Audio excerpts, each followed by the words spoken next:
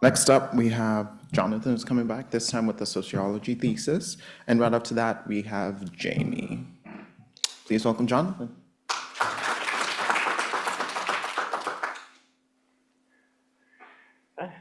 Hello again.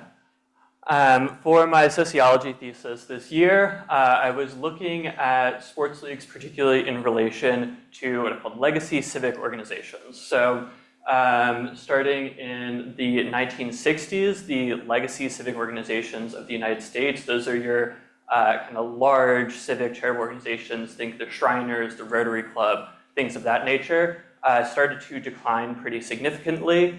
Some of you may be familiar with Robert Putnam's Bowling Alone. There was a Netflix documentary made about it, documenting this phenomena.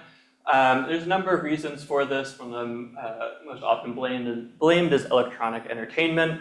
There's also the breakup of labor unions, longer working hours, the lingering effects of segregation, and such are all blamed for this.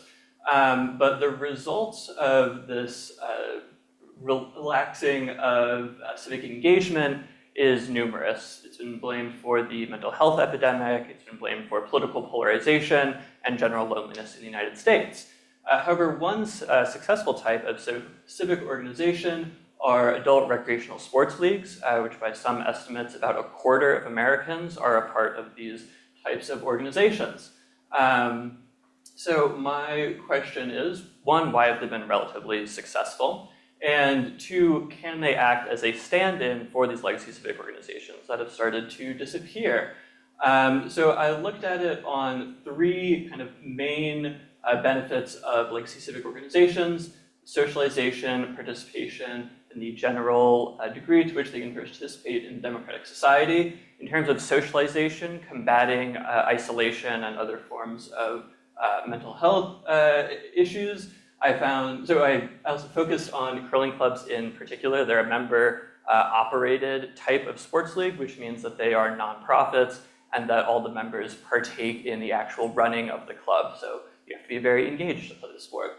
I found for socialization, they were incredibly successful, not just at getting people out and dealing with other people, but at actually forming relationships and friendships that could exist outside of the club. So people were socializing and making long-lasting friendships. Participation at a member-operated sports league like the Utica Curling Club, participation was incredibly high. Over 50% of members, by one estimate, were taking part in the actual running and decision-making of the club, which is a lot higher than a lot of traditional civic organizations that we see today. And then the degree to which they're a part of a democratic society. I undertook this project initially looking at polarization, but as things have gone on, I've been particularly interested in the degree to which people are exercising their democratic muscles in these types of organizations. The curling club isn't a political issue, but it is getting people involved and engaged with their civic community. Thank you very much.